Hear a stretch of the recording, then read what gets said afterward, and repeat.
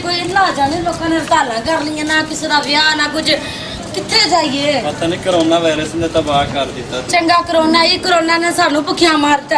आप किसी को पूछिए। हाँ जी हैं हाँ जी या मुंडा आंदिया नु पूछिए। हाँ जी मैं मुंडिया कर सुन। हाँ जी मैं इत्थे किसी दे घर कोई मुंडा छुंडा होया होवे या किसी ने ब्याह व्यू सेरे सुरे बन्ने होन। हाँ एक घर मुंडा है, वो सामने जो उधर ना उधर घर मुंडा है।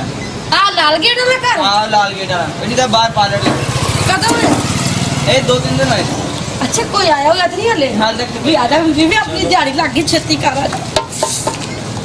आजा मिलता है ये लाल गेट वाला घर। भाग लगे रहे जिवे ताड़ा मापियो। मैं सुनिया ताड़े घर वाला ने जानवर का पुत्र दिता है। आहो अच्छा ते फिर ਅਸੀਂ ਆਏ ਮੁਬਾਰਕੀ ਦਵੋ ਸਾਨੂੰ। अच्छा ਮੈਨੂੰ ਲੱਗਦਾ ਹੈ ਵੀ ਸਾਡੇ ਨਾਲ ਨਹੀਂ ਆ। हैं ਆਜੋ ਆਜੋ आजा आजा आजा ਆਜੋ ਆਜੋ सही आजा आजा ਆਜੋ ਆਜੋ ਆਜੋ ਆਜੋ लग गया जानी है ना। शुक्र है शुक्र है। ਆਜੋ ਆਜੋ ਤੁਹਾਡਾ ਆਪਣਾ ਘਰ ਆ। ठीक है जी। ਆਜੋ ਆਜੋ ਆਜੋ ਆਜੋ ਇਹ ਤੁਹਾਡਾ ਆਪਣਾ ਹੀ ਘਰ ਆ। अच्छा ਆਹੋ ਆਜੋ ला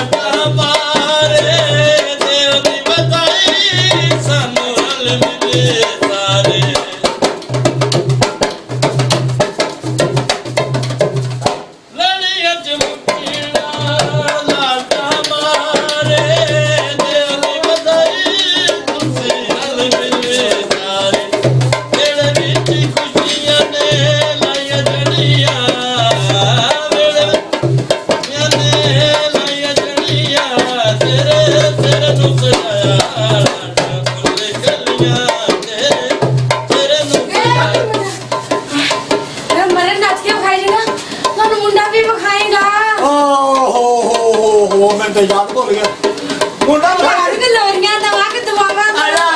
मैं मुंडा बखावा। हां जी आ मेरा निका जा मुंडा है। अच्छा बड़ा सेहतमंद है। अच्छा आ देखो हां मर गई की होया आ मेरा मुंडा मुंडा साला मुंडा मुंडा तू नहीं लगना ओए चाचा जानिया मुंडा बोल एंदी दा जे झट भी नहीं लाई। बोल चांद भी लाई ऐसी दीदी कमाई रटे है गैर वाला वो चाल में तू ही छड़ गया।